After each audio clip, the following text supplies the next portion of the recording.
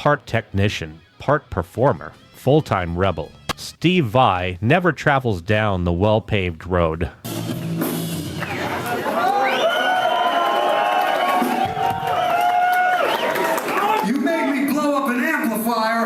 Steve Vai was born to Italian immigrants John and Teresa Vai on June 6, 1960 in Carl Place, New York. He was their fourth son.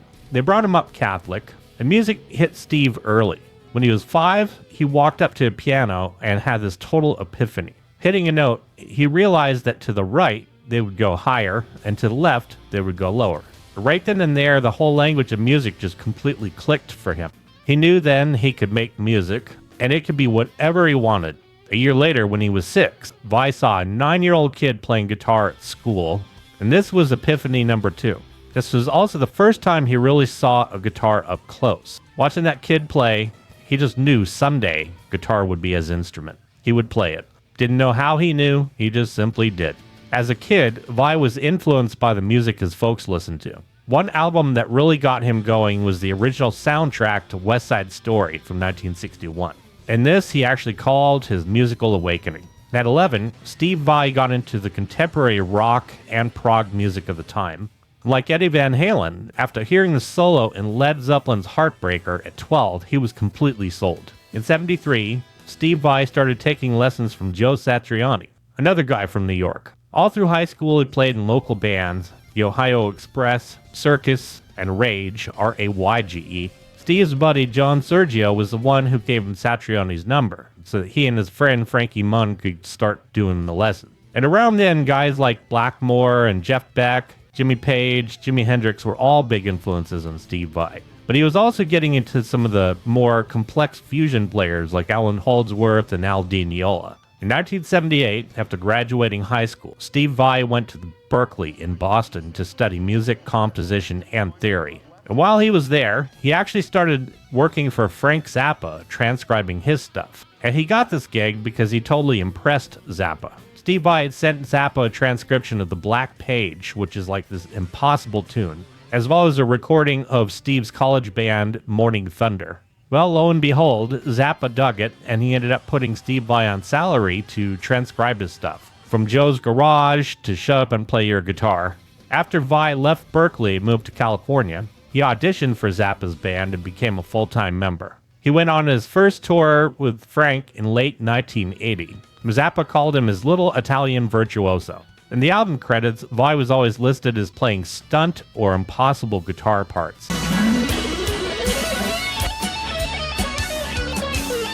But touring was grueling for Steve. As a matter of fact, it became so stressful that he actually got ill on tour, even getting jaundice at one point. He was so stressed out at learning all these complex Zappa songs, and plus Frank would just change the song list every single night. As a matter of fact, he wouldn't even present the song list to the band until right before they were about to play.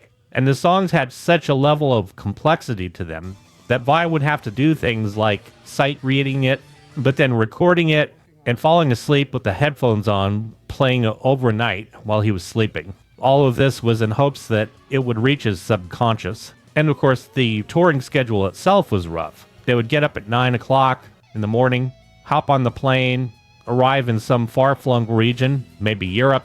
Then they'd have to go through all the customs and security, and pretty much straight up into sound check. And then it was during sound check that Frank would completely change things up, sometimes writing new music, and all of this was extremely technical guitar parts. Nevertheless, it was great training for Steve, and as a musician, he's always been able to think on his feet. Frank Zappa was very hard to work for, but Zappa just knew what he wanted. He was known to have kind of a revolving door policy with musicians. And plus, Vai was just really itching to be able to get into his own solo career. So in 1982, he left Zappa's band. This was, of course, right after they had played a concert in Palermo, Sicily, where 3 kids ended up getting shot because there was a riot at the time. And at that moment, Frank Zappa was completely done. He's like, I'm not touring anymore. And Steve Vai did not know when he was going to tour again, so of course he had to split. Steve Vai had put together his home studio by this time.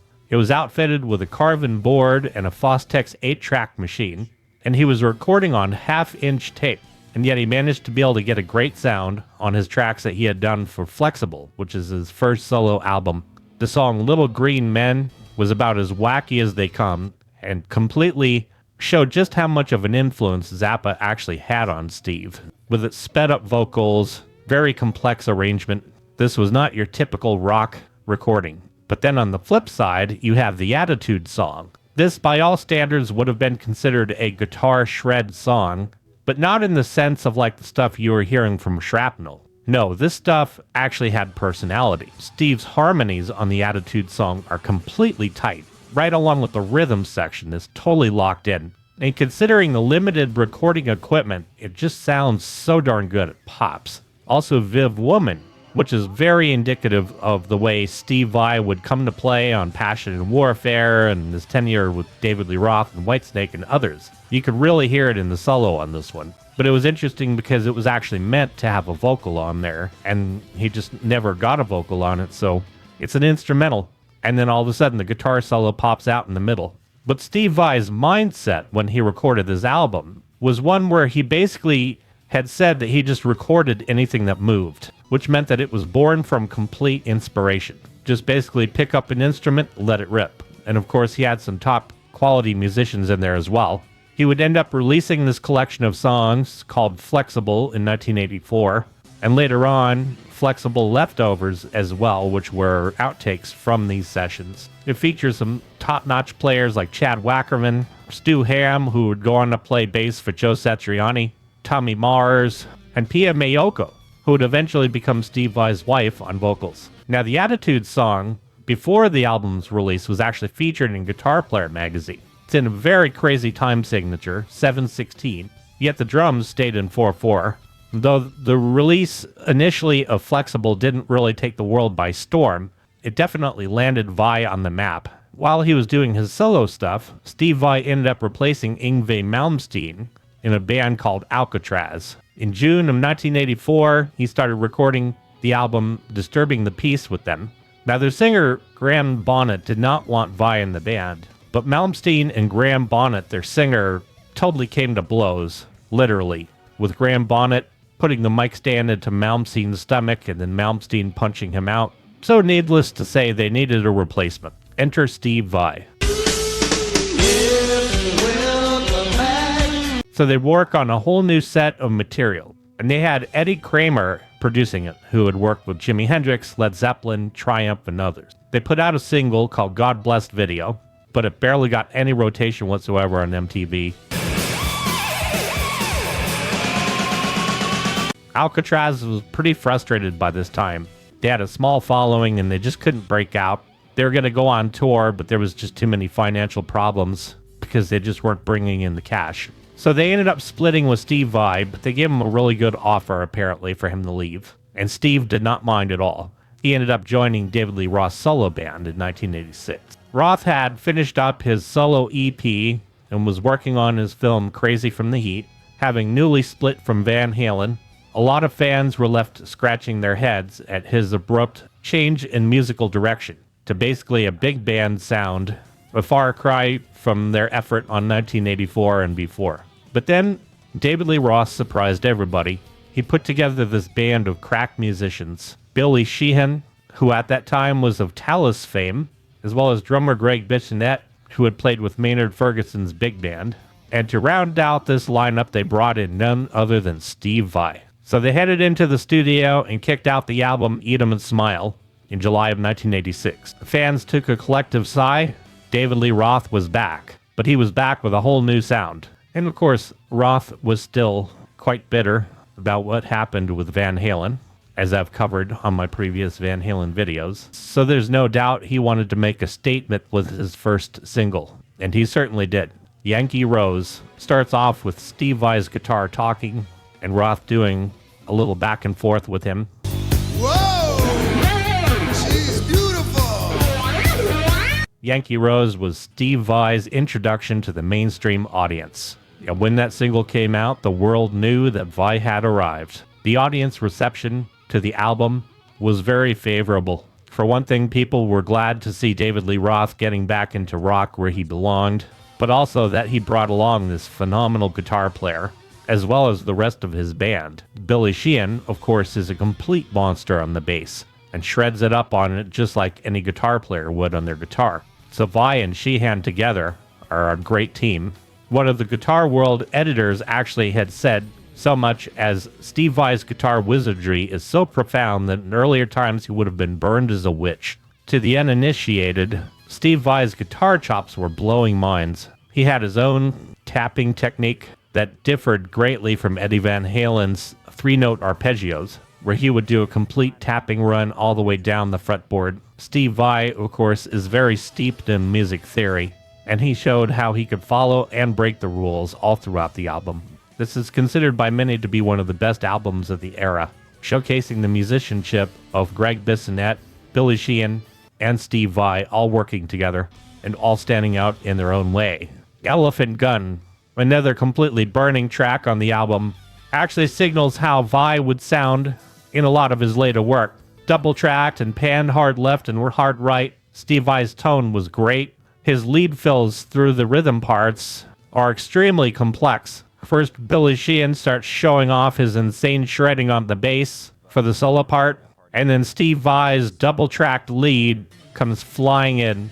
It is all-out shred, showing both Steve's speed-picking abilities and rapid-fire legato runs at the very end. Similarly, Big Trouble signals a lot of the guitar work that you would hear in Steve Vai's later work on Passion and Warfare and beyond. Starting out with some nice jazzy octaves played in a rhythmic fashion, and then into that grooving rhythm with all sorts of cool lead fills throughout. The solo is extremely tasty, showing more of Steve Vai's fusion chops, and he gets to really cooking during some of the fast parts of the solo, but in such a refined musical way. Going Crazy is another one that is just an absolute showcase for Vai's guitar playing, with a much more complex rhythm section, very interesting chord choices. Starting off with a fingerpick part that's slightly reminiscent of Money for Nothing, then they kick into something that's just totally different.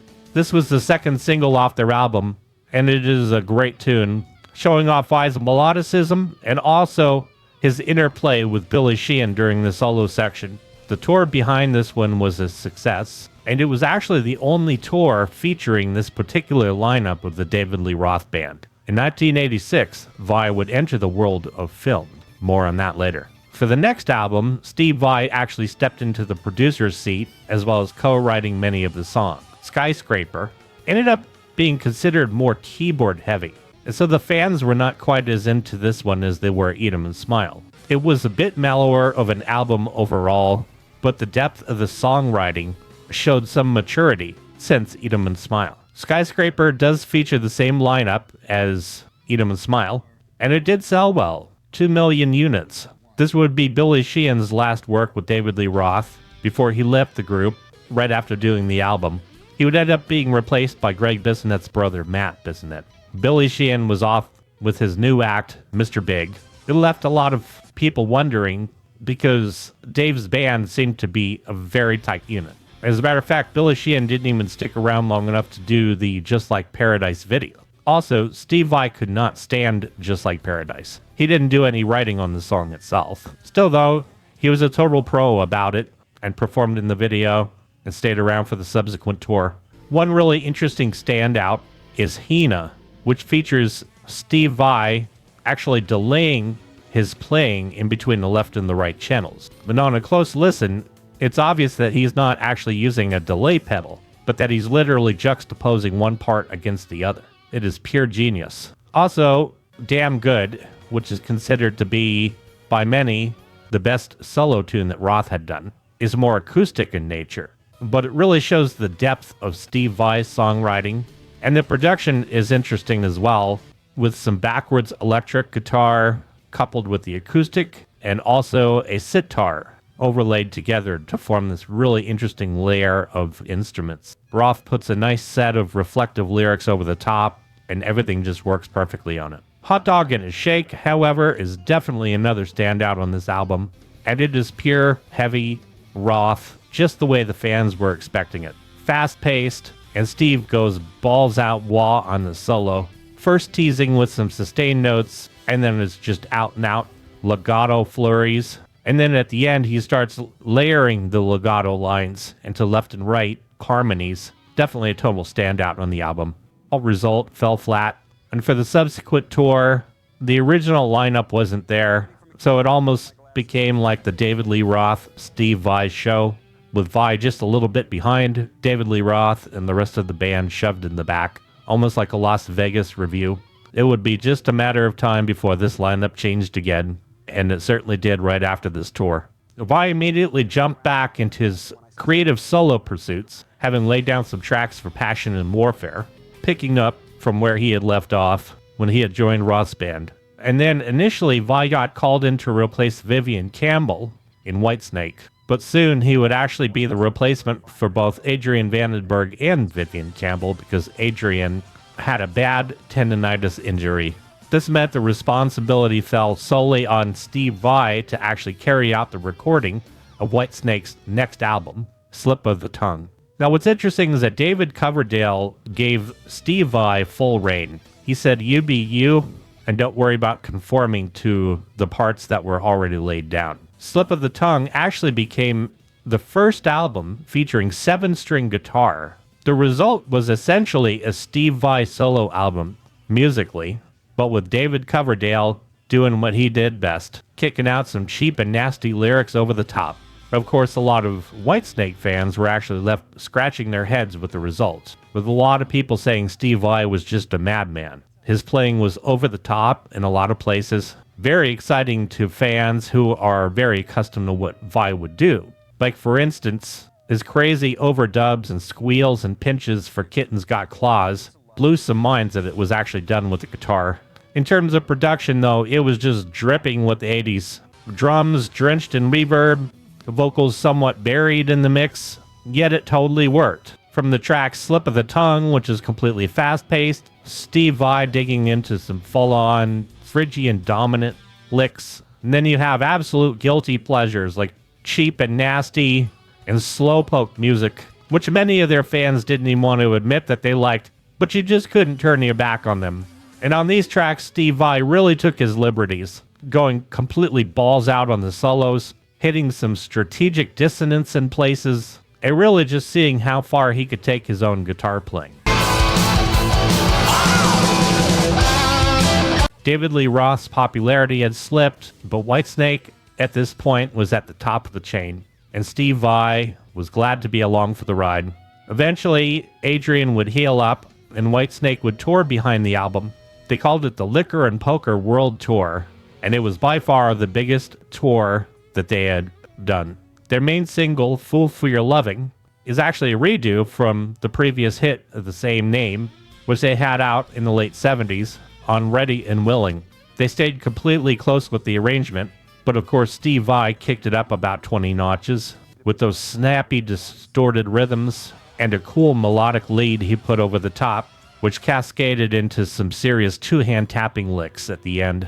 Whitesnake was able to pull off a hit twice, and this one, of course, was an MTV hit. So ushering in the new era, Steve Vai successfully brought them to where they could give it a modern twist for the time. For the shows, Steve and Adrian Vandenberg completely complemented each other. Vandenberg brought a lot of neoclassical influence, and Steve Vai brought his wild, zany self. For the centerpiece of the show, Steve would go ahead and do the audience's listening, which was new to a lot of people's ears because Passion and Warfare hadn't come out by that time.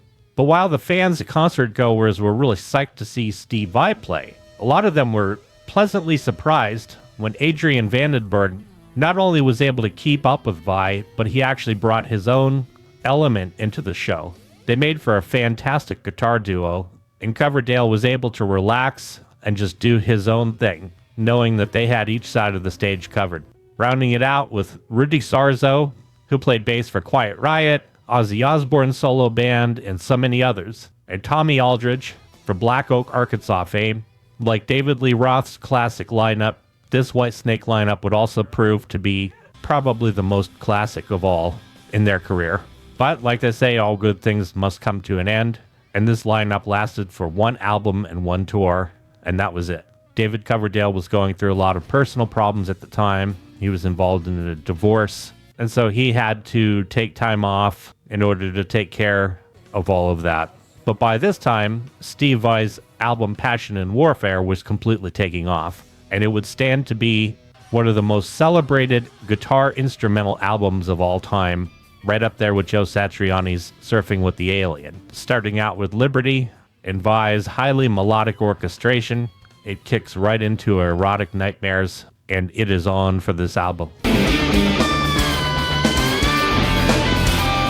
The rhythms are tight and clean, and then Vai goes completely nuts, pulling out all the stops, but this isn't just a shred song by any means. He is completely orchestrating the guitars. About 30 seconds in, he does this nearly impossible legato run that is descending and completely seamless, sounding as if there were 20 strings on that guitar. Steve Vai adopted the discipline instilled in him by both Frank Zappa and later on David Lee Roth. So when he was in the studio, he's always worked with complete laser focus. For the Love of God has stood the test of time as probably the most standout track on the album. Story has it that Steve Vai actually fasted for 10 days straight and started recording this one on day 4. So he was definitely pretty hungry when he laid down the track, but it was awash in emotion. And he continued to build and build and build that solo to the point that he was just literally screaming through the guitar. It's a slow, burning ballad with sitars underneath, but it definitely goes down as one of the most emotional guitar solos for that period, played by anybody, especially in the genre of hard rock. And then there's the audiences listening, replete with a skit of a character playing who Steve Vai would be as a little kid, dealing with a teacher. The teacher starts off so happy that he's sharing for the class and is going to allow his 3 friends up. And then the moment they start playing, the teacher says, "Okay, enough, boys." And they just keep on going. It's lighthearted rebellion, and it's kind of his answer to Satch Boogie from Joe Satriani. Fast, hyper blues. This was the one that he featured in conjunction with For the Love of God during the Whitesnake tour before, so the audiences now had been introduced to these tracks properly. And like the Attitude song from Flexible, this one is just a complete scorcher. Not too complex in the arrangement, but when Steve Vai kicked on that wah-wah pedal, it's all over. The timing of the album's release just couldn't get better, because it was right at the height of when Steve was playing for Whitesnake. And during that time, no rock guitar player got as much attention as Steve Vai did. The song The Riddle is another more subtle sign of Vai's genius in the studio. What makes this one interesting is that the drum and bass groove pretty much stay the same throughout, but through it, Steve Vai is actually changing the modal landscape over the top, going from his absolute favorite mode, the dreamy Lydian mode, then toward the middle he breaks into the Mixolydian mode, bringing that extra bright melody that is so catchy amidst all his wild soloing that he's doing. He heads back to the Lydian just a little bit, and then goes all out minor pentatonic Dorian tonality with lots of attitude. For anybody who's really into theory and how something can work over a static chord progression or static bass line in Vai's case, The Riddle is a perfect example of that in action. And by this time that he had recorded this album, he had definitely upgraded his studio too. Now called the Mothership, it is his own 1,600 square foot studio where he lives in Hollywood Hills. He used that Eventide H3000 harmonizer on a lot of the tracks. Steve Vai said the title was a combination of his passion for music and also the intensity in his work ethic, hence Passion and Warfare. The very first person he had played it for was David Coverdale, who had actually done a slight voiceover on the album. Coverdale thought it was a brilliant record right from the get-go. The overall takeaway from it, though, is that it's more like a concept album than just some guitar shred album. It's a musical statement. And the album did quite well. It sold over 1.5 million copies worldwide. It was also Best Album in Guitar World and Guitar Player, and won lots of Best Rock Guitar Player awards. This also catapulted his release of the Ibanez Universe 7-string guitar. After leaving Whitesnake, Vai put together a brand new band with T.M. Stevens on the bass, Terry Bozzio on drums, and Devin Townsend on vocals. He simply called the band Vai, and they released their album Sex and Religion on July 23rd, 1993. The world didn't quite know who Devin Townsend was, but they would certainly know after this release. He has a hell of a vocal range, Some have even likened some of his higher range stuff to Freddie Mercury, though he definitely has his own style, very metal.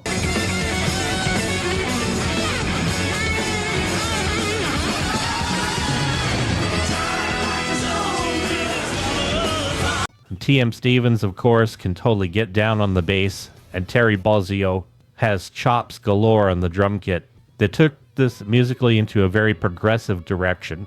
Devin is a pretty wild dude, and you could hear that wildness coming out on the album, especially at the end of Still My Bleeding Heart, where he ended up passing out just about, and it was actually caught on the album, so they just kept it at the end.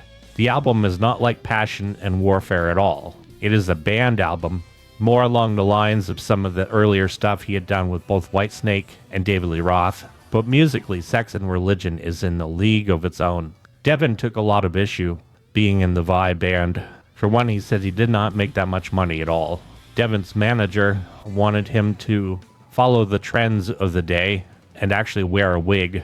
So Devin ended up rebelling, shaving all of his hair, including his eyebrows. So backstage, when they performed at the night show, Devin and his buddy Mark decided that they were going to mess with them a little bit. They're in the dressing room and they see Jay Leno's phone laying there. So Devin took it and stuck it up his butt.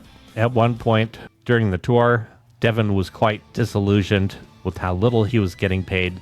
And so he did what any singer would do and took a shit in Steve Vai's guitar case. Devin reflected on the situation, thinking that maybe it was quite confusing for Steve. But he thought at the time that that was a great way to express his discontent with how he was feeling at the time. Steve Vai took it like a champ, though, and later reflected on just how brilliant he thinks Devin is. He liked the fact that Devin is so unpredictable, doing all sorts of crazy things, and he always saw it as entertaining. And he knew that Devin felt caged up in the Vai band.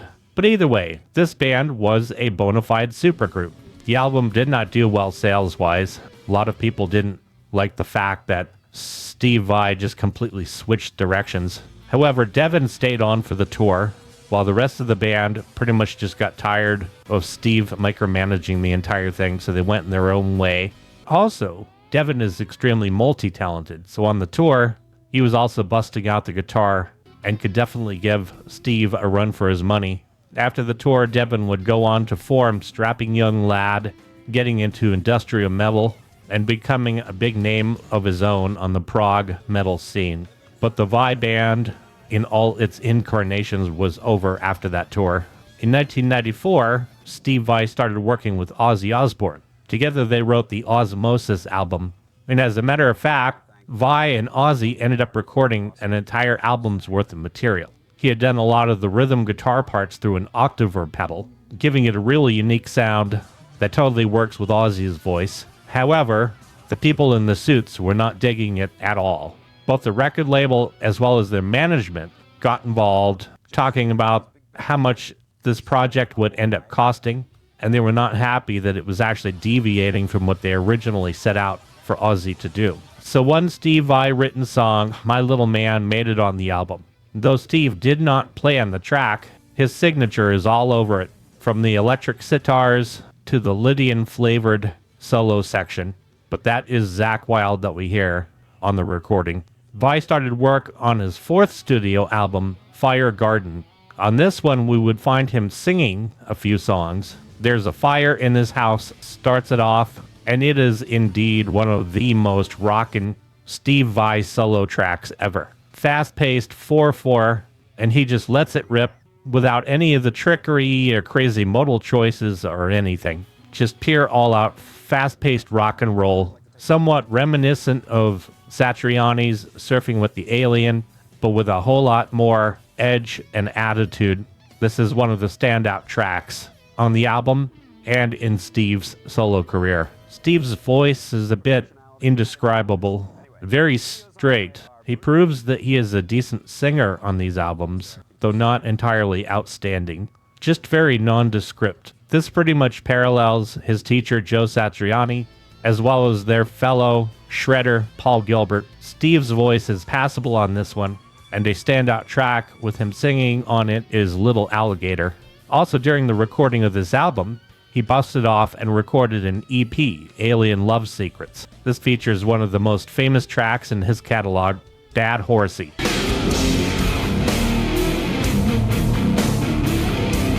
Slow, grinding, with a wah-wah pedal screaming over the top, and then him hitting some harmonics, pulling up on the whammy bar to get the hoarse whinny.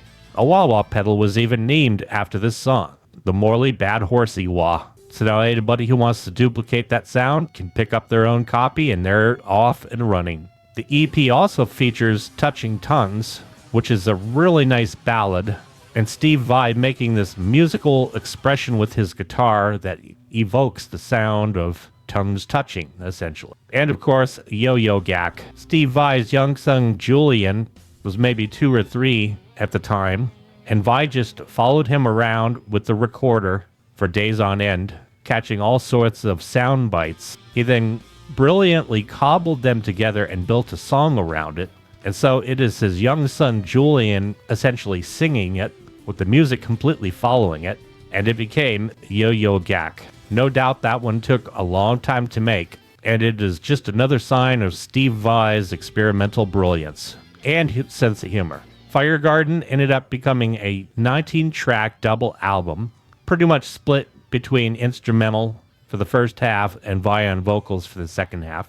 It was after this album that Steve Vai got onto the G3 tour, held by his former teacher Satriani, as well as Eric Johnson.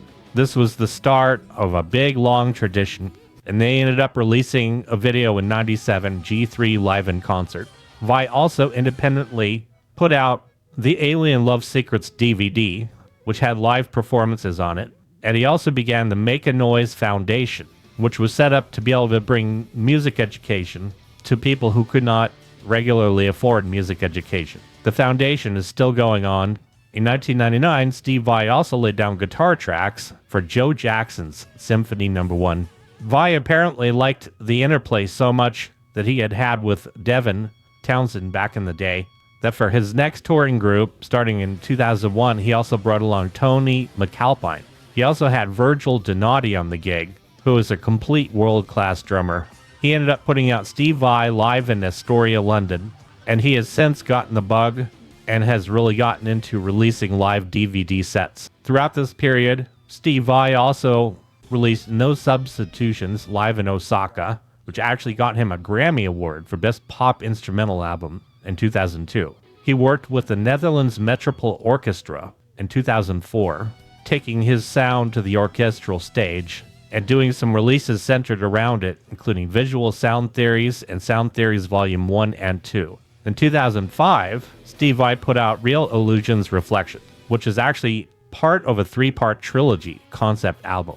It follows a story that he has come up with about a man who was pretty much driven crazy from this traumatic experience that had happened. He then followed up with it with the second installment, The Story of Light, in 2012. In 2006, Steve also took part in Zappa Plays Zappa Tour. This also featured Terry Bozzio on the drums and Napoleon Murphy Brock. Vai ended up getting a Grammy Award for Peaches and Regalia, and he started diving deeper into actually teaching.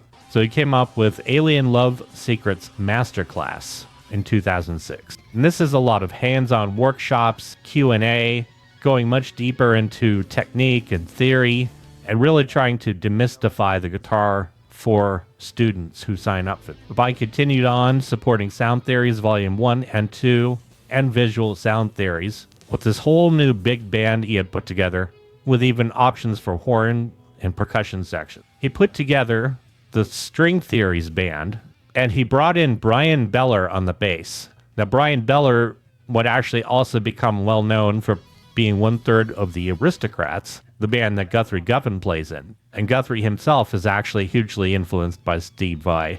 And that tour went from June 2007 to December of the same year. Vai also put out another live performance in 2007 called Where the Wild Things Are, and that ended up going gold in the US and Canada. In the 2010s, his Ibanez Universe guitar actually turned 20. Vai continued putting out digital release-only singles, as well as performing with Mary J. Blige, Randy Jackson, Travis Barker, and Orianthi, coming up with their own version of Stairway to Heaven, which was on the hit TV show American Idol. In late 2010, Vai was exploring more areas as a composer, coming up with 2 original symphonies, which were performed by the North Netherlands Orchestra. And then Vai embarked on the Experience Hendrix Tour, which had Kenny Wayne Shepherd, Eric Johnson, Billy Cox, Vernon Reid, Johnny Lang, Brad Whitford, and others. In March 2011, Steve Vai actually set a Guinness World Record for the world's largest online guitar lesson ever. In 2012, Vai did his 8th studio album, The Story of Light, in which a tour followed, covering 52 countries, ending in September 2014. Also in 2014, Steve started up his guitar camp called the Vai Academy. And this was actually born from the Alien Guitar Secrets Masterclass, and it's held every year. Steve Vai brings in a bunch of guests in order to help him teach it. Jeff Baxter from Steely Dan was one of the guests, as well as Guthrie Govan.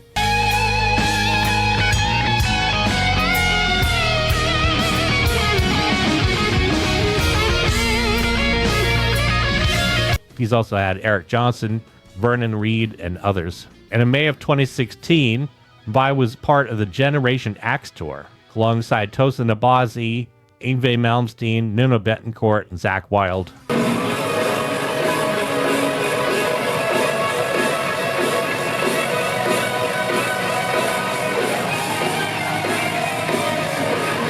And he stayed busy doing sessions, including Jacob Collier's 2019 album, Jesse Volume 2, where he laid down guitar for the track Do You Feel Love. In 2021, Vai put out his 10th studio album, Inviolate.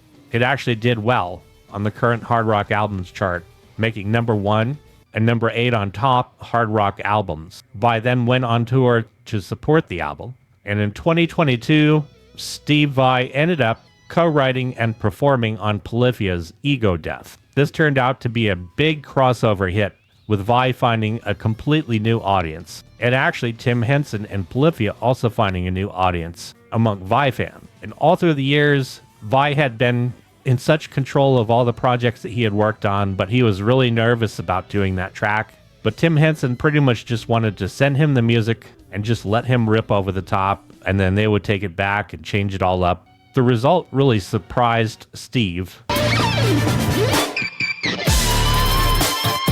But it was kind of ironic because this is something that Steve would do, like in the case of Whitesnake, where he just pretty much took something and put his signature on it. So it was a bit of a shock when Polyphia took what he had done and completely changed it up, but the end result was spectacular. In 2024, the original G3 lineup got back together, Satriani, Steve Vai, and Eric Johnson, and they did a limited run. And Steve Vai and his teacher, Joe Satriani, continued the tour as basically a double headliner. They also wrote their first single, The Sea of Emotion Part 1, which had come out on March 29th, 2024. Steve Vai has done so much in his career. Some of the standouts, of course, also include him playing Jack Butler in the film Crossroads, alongside Ralph Macchio. And musically, he actually worked alongside Ry Cooder, who had done all the slide guitar parts. Eugene's Trick Bag has become known to so many people. It's where Ralph Macchio's character goes up against the devil's guitar player, who is Jack Butler, that Steve Vai plays. And of course, Vai does Macchio's part as well for that one. Absolutely insane playing all around. Steve Vai has contributed so much to music over the years. He always marched to his own drum, no pun intended. He's always been more of a leader than a follower, even though he was actually a very good follower, judging by his work on David Lee Roth and with Whitesnake. But like many guitar players of his pedigree, Steve managed to carve out a career for himself. He's also done his share at giving back to the community via philanthropic efforts, teaching others, and ultimately, he has taken guitar far beyond just shred, continuing to carry the mantle and standing shoulder to shoulder with some of the most influential guitar players of our time. I really want to thank my subscribers for all your inspiration and feedback. If you haven't had the opportunity to subscribe to the channel, make sure you smack that subscribe button and join the family. And while you're at it, hit the like button. I want to thank you so much for watching.